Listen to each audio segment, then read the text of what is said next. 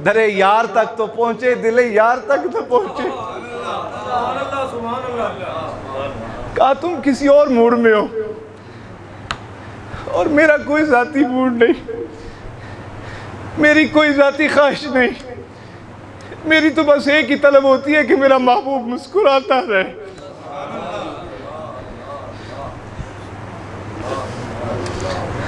कुछ वो होते हैं जिनकी तवज्जो महबूब के दिल पर होती है। अच्छा, इमाम ग़ज़ाली रहमतुल्लाह ताला अलैह को अगर आप पढ़ें तो आपने 8 आदाब कुरान मजीद पढ़ने के बयान किए। उनमें से पहला ही अदब बयान किया कि फरमाया कि बादशाहों की मजलिस में ना बैठना। बादशाहों की मजलिस में बोलो ना बैठना। कहाँ अगर चाहते हो कि कुरान का नूर सीने तक पहुँच जाए, महफूज हो जाए और कुरान की बरकत नसीब हो जाए, तो बादशाहों की मजलिस में ना बैठना। दूसरा फरमाया कि निगाहों की हिफाजत करना। निगाह जो है वो हलाल देखे, हलाल की जानिब ही मुतवज्जे रहे, हलाल से हट के किसी और जानिब ना जाए। यानी जो मंज़र देखना, जो चेहरा देखना, जो ऐब देखना, अल्लाह उसके रसूल ने हराम करार दे रखा है, मना कर रखा है, कहा उस तरफ तेरी निगाह ना जाए। फिर फरमाया कानों की हिफाजत कर, अगर चाहता है कि कुरान का नूर तेरे सीने में महफूज हो जाए, कानों की हिफाजत कर, बुरी बात ना सुन, किसी का ऐब ना सुन, किसी की बदखोई ना सुन, कानों की हिफाजत कर। फिर फरमाया ज़ुबान की हिफाजत कर, अच्छा बोलना मुयस्सर आ जाए तो बोल, और अगर अच्छा बोलना मुयस्सर ना आए तो फरमाया खामोशी इख्तियार कर। इसी तरह फरमाया लुक़मे की हिफाजत कर। लुक़मे की, जो लुक़मा तू खा रहा है, तेरे सबसे पहले तेरे अंदर फ़िक्र ये होनी चाहिए कि ये लुक़मा हलाल है या हराम है। लुक़मे की हिफाजत कर। और भी काफ़ी शराइत बयान की, लेकिन इसमें से जो पहली बात थी ख़ास तवज्जो करने वाली, वो ये कि फरमाया बादशाहों की मजलिस में ना बैठना। अच्छा, एक और मुकाम पे नबी अकरम सल्लल्लाहु अलैहि वसल्लम से मनक़ूल, आपने ये बात शायद कई बार सुनी होगी, थले रखिए अगर, कि आका अलैहिस्सलाम ने इरशाद फरमाया अगर तू चाहता है कि तेरे अंदर पाकीज़गी पैदा हो जाए तो फरमाया फिर अपने से माड़े को सलाम किया कर। सुन रखी है आपने बात। अच्छा, एक और बात, हज़रत सैयदना दाता गंजबख्श उजवेरी रज़ी अल्लाह ताला अन्हु अपने शेख की नसीहत बयान फरमाते हैं। फरमाया मैं अपने शेख करीम की बारगाह अक़दस में हाजिर हुआ, मुझे मेरे शेख ने ये तलकीन फरमाई। मशाइख आजकल का मुझे पता नहीं है, वैसे हम जिन बुज़ुर्गों से वाबस्ता हैं वो आज भी अकाबिरीन के नक्शे कदम पर ही हैं अल्हम्दुलिल्लाह ताला। इंसान तलब सही लेके जाए, सच्ची लेके जाए तो आगे से इनाम भी सच्चा ही मिलता है, और इनाम भी जो है वो खालिस ही मिलता है। तो हमें जिन बुज़ुर्गों से निस्बत है वो अल्हम्दुलिल्लाह आज भी जब हम उनकी ज़िंदगियों को देखते हैं, उनके मामूलात को देखते हैं, तो एक लम्हे के लिए लगता है कि यार ये बंदा कोई दूसरी सदी का आदमी है, ये बुज़ुर्ग कोई पहली सदी का आदमी है, ये कोई चौथी सदी का। यानी इस दौर के हालात और अहवाल की उन्हें हवा ही नहीं लगी। बड़ी मोटी बात मैं अर्ज़ करूँ आपकी खिदमत में, हुज़ूर बाबा रहमतुल्लाह अलैह, ये साथी सारे बैठे हैं जानते हैं, बीमार हो गए, इतनी शदीद तबीयत ख़राब हो गई कि सारे घर वालों को लगने लगा कि आज की रात जो है वो मुश्किल ही गुजरेगी। आप बार बार फरमाने लगे, फरमाया मुझे डॉक्टर के पास ना लेके जाओ। कहा जी एक दफ़ा मुझे सब ने कहा तू मेहनत कर, तो छोटा तेरे आके लग जाएंगे। एक और भाई उनसे कहा तुसी मेहनत करो, एक ही बात फरमाया नहीं मैंने डॉक्टर के पास नहीं जाना। तो जब हालत ज़्यादा बिगड़ी तो फरमाने लगे मुझे मस्जिद ले जाओ, मस्जिद में मुझे शिफा हो जाएगी। और वाक़यातन ऐसे ही हुआ। आज साहब गवाह इस बात की तायीद करेंगे कि रात बाबा जी रहमतुल्लाह अलैह को मस्जिद ले आए, और यहाँ फिर आपने ऊपर, और सच्ची बात है उनकी कैफियत उस वक़्त ये थी कि मैं सारी रात रोता रहा कि बुज़ुर्ग जेड़े ने डाटे ने आँखें नहीं लगते, लेकिन हम जाहिल थे, हम नकम्मे थे, हम नकारा थे, उनकी मर्ज़ी और मंशा समझ ना पाए, उनका मिजाज समझ ना पाए। बाबा वो इस दौर के थे ही नहीं, वो थे ही पुराने ज़माने के। उनमें झलक नज़र आती थी कहीं इमाम आज़म की, कहीं दाता गंजबख्श उजवेरी का फैज़ान नज़र आता था, कहीं ख्वाजा अजमेरी का फैज़ान नज़र आता था। वो दवाइयों से इलाज नहीं करते थे, वो रसूलुल्लाह पर दुरूद पढ़ के अपना इलाज किया करते थे। प्यार से कहो सुभान अल्लाह। तो हम जिन बुजुर्गों से वाबस्ते हैं, आज भी उनकी सोबत में बैठ के लगता है कि ये पुराने ज़माने के लोग हैं। और वल्लाह मैंने कई बार आपको इशारतन अर्ज़ किया, मेरे अजीज़ों, आगे की तरफ जितना दौड़ोगे ज़िल्लत के गढ़ों में गिरोगे, मदीना पाक की तरफ मुड़ के जितना सफ़र करोगे इज़्ज़तों के ताजों से नवाजे जाओगे।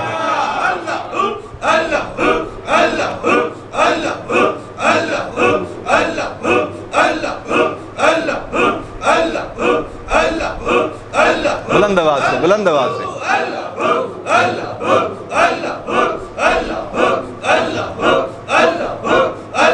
आमीन आमीन। तो मैं अर्ज़ कर रहा था, हुज़ूर दाता गंजबख्श उजवेरी रज़ी अल्लाह ताला अन्हु ने अपने शेख की एक नसीहत बयान फरमाई।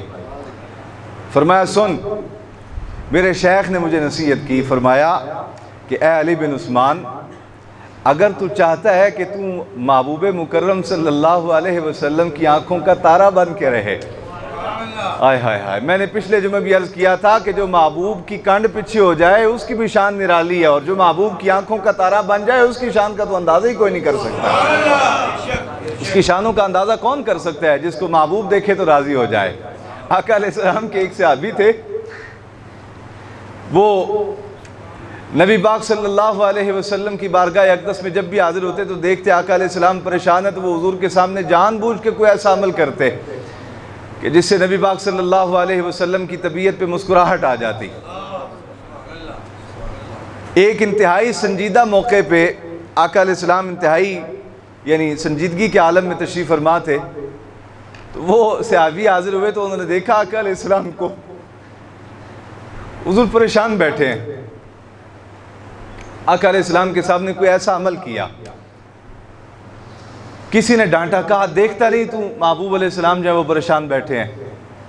तो फरमाया, चुप कर, तू समझदे नहीं इस बात में, मैं की कुछ प्या करना। बड़े कम नसीब ठहरे जो करार तक न पहुँचे, दरे यार तक तो पहुँचे, दिले यार तक न पहुँचे। कहा तुम किसी और मूड में हो और मेरा कोई ज़ाती मूड नहीं, मेरी कोई ज़ाती ख्वाहिश नहीं, मेरी तो बस एक ही तलब होती है कि मेरा महबूब मुस्कुराता रहे।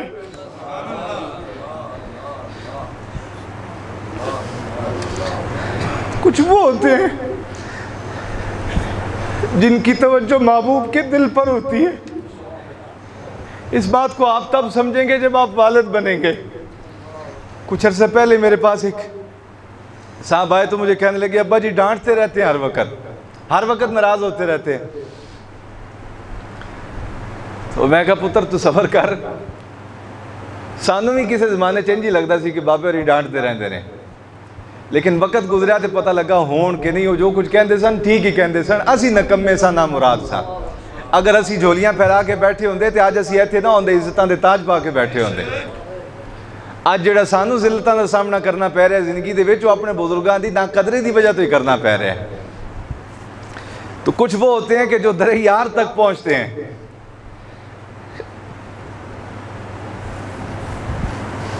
कुछ वो होते हैं जिनको दिले यार तक रसाई नसीब हो जाती है, वो यार के दिल से आगाह हो जाते हैं। और यार के दिल से आगाही जो है ना मेरे अजीज़ों, ये खिदमत के बगैर नहीं आती। हाय हाय हाय हाय, सूफिया ने 3 उसूल बयान किए हैं। फरमाया अदब, खिदमत और इताअत। अदब, खिदमत और इताअत, फरमाया ये 3 रास्ते हैं, बुनियादी उसूल हैं। जब इंसान के तबीयत में अदब पैदा हो जाता है, वो खिदमत करने लग जाता है और फिर हुक्म मानने लग जाता है, तो फरमाया वो दिल यार तक पहुंच जाता है।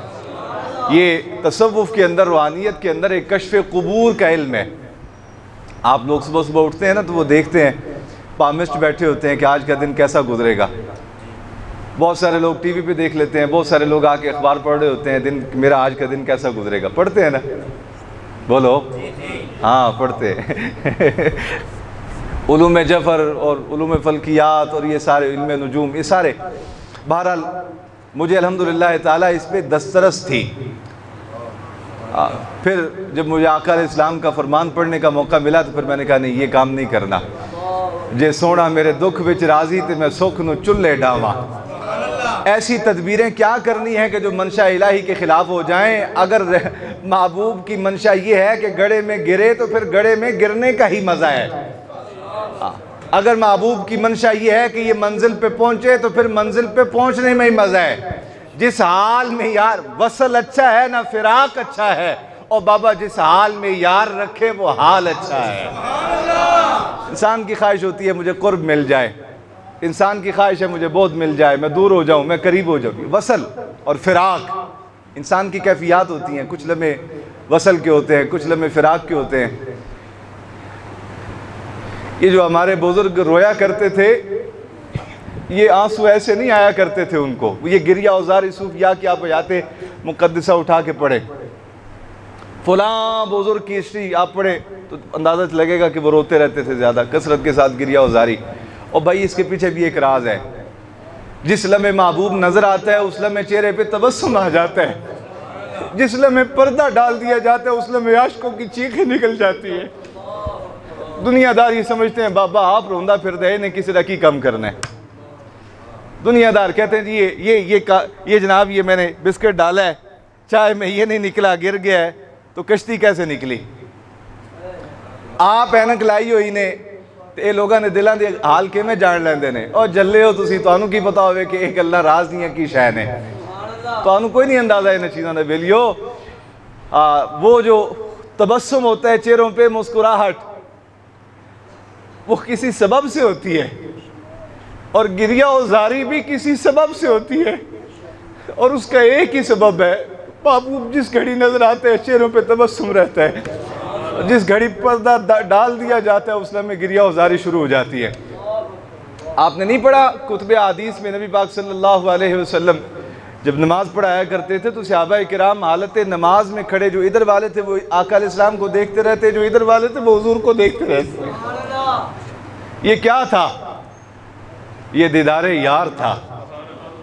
आज 1500 साल के बाद मेरा और आपका चूंकि ताल्लुक़ कमज़ोर हुआ ना हुजूर की ज़ात अक़दस से, तो नतीजा ये निकला हमें ये बातें ऐब लगने लग गई, हमें ये बातें तवाहुम परस्ती लगने लग गई।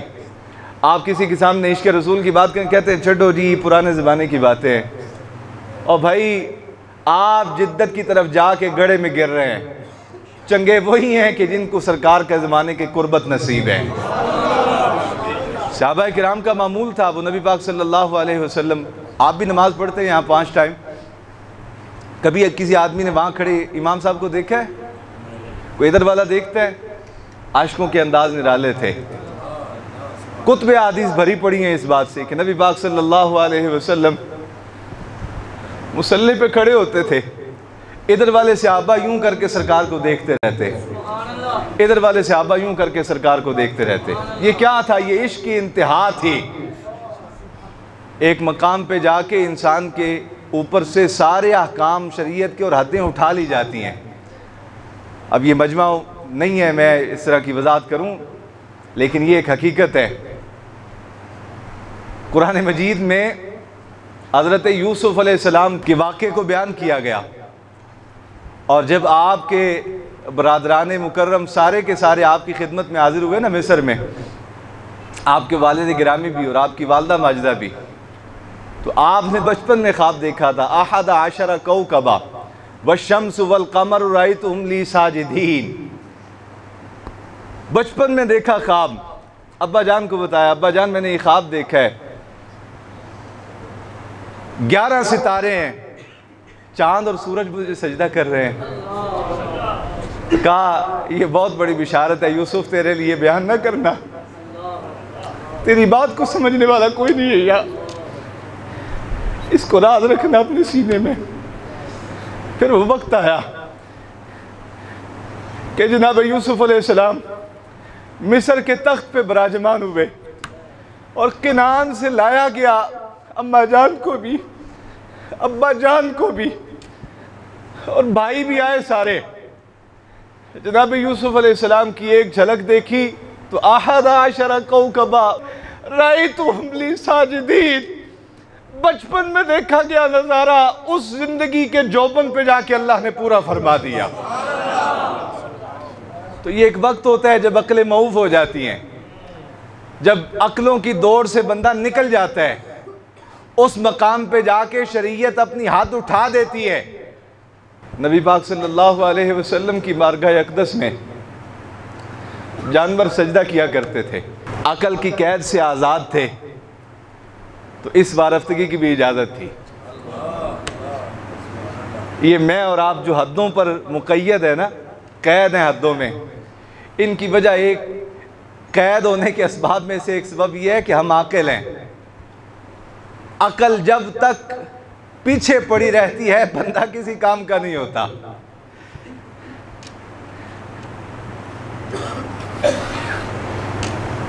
अकल ने तो बड़े बड़े लोगों को मारूम कर दिया। इकबाल जैसा दाना आदमी ऐसे नहीं चीख उठा कि बेखतर कूद पड़ा आतिशे नमरूद में इश्क, अक्ल है महवे तमाशाए लबे बाम भी। यूरोप की सैर करने वाला, यूरोप की यूनिवर्सिटियों में पढ़ने वाला, बिल आखिर जब हकीकत मुस्तफ़ा के राजों में से एक राज और एक जाम पिया तो बोल उठा कि इब्राहीम अलैहिस्सलाम को कुलना या नारू कूनी बरदम व सलामन अला इब्राहीम। ये जो शहादत अता की गई वो रब जो बंदों से खिताब नहीं करता, कहता है अंबिया आप मेरा कलाम इन तक पहुंचाओ, ए जिब्रील आप मेरा कलाम मेरे बंदों तक पहुंचाओ। वो रब अपनी शान करीमी से इस कदर बेनियाज होके आग से मुखातिब हुआ तो किसके लिए? इब्राहीम खलील के लिए मुखातिब हुआ। कहा ये जो इब्राहीम खलील को ये शान मिली कि उनकी वजह से वो रब जो बंदों से बराह रास्त खिताब नहीं करता आग से मुखातिब हो गया। कहा मेरी शान के लायक नहीं बंदों से मुखातिब होना, लेकिन अब बात जो है वो आग तेरी नहीं, बात तो अब मेरे खलील की है ना। नारे तकबीर, नारे रिसालत, नारे हैदरी, जीवे जीवे मुर्शिद जीवे, जीवे जीवे। मेरे अजीज़ान गिरामी, यार कभी सोचो दुनिया में झगड़े हो रहे हैं, हम अशरफुल मखलूकात हैं, हम ये हैं हम वो हैं, भाई बड़ी शानें हैं आपकी। हम आपकी शान तब मानेंगे जब आपके गले में रसूलुल्लाह की गुलामी का तौक होगा। उस वक़्त तक आपकी शान कैसे मान लें, आपका मर्तबा और मुकाम कैसे मान लें? बंदा अशरफुल मखलूकात है या आग? बोलो। लेकिन अल्लाह बराह रास्त आग से मुखातिब हुआ। कुल, अल्लाह फरमाता है कुल ना, हमने फरमाया। ओ गौर करो इस बात पे, ओ बेलियो गौर करो, अपनी अक्लों के दरीचे खोलो, दिल तक इस बात को जाने दो। ये इश्क का राज है, समझो इस बात को। अल्लाह फरमा रहे कुल, कहा किसने? जिब्रील ने, मीकाईल ने, इसराफील ने, इज़राइल ने? कहा नहीं, हमने। या अल्लाह तो बंदों से मुखातिब नहीं होता, आग से मुखातिब हो गया। कहा मां मुझे अपना खलील प्यारे ही इतना लगता है। ओ बाबा, खलील के लिए रब आग से मुखातिब हो जाए तो मेरे और आपके लिए रब मुस्तफ़ा से मुखातिब नहीं होगा? वो जो हुजूर ने इरशाद फरमाया, अशर के दिन मैं अपने रब के हुजूर सजदा करूंगा, मेरा रब मुझे फरमाएगा महबूबा उठ चेहरा दिखा, आज वक्त नहीं है सजदा रेज होने का, उठ खड़ा हो जा। मैं कहा मैं सजदे में रहूंगा। रब फरमाएगा महबूब सर उठा, मैं फिर कहूंगा नहीं या अल्लाह आज सजदा करने दे। काबिल आखिर रब मुझे फरमाएगा ओ महबूब सर उठा, चेहरा दिखा, जिस पर हाथ रखेगा तेरा रब आज उसे बख्श देगा बेशक लिए। ये क्या है?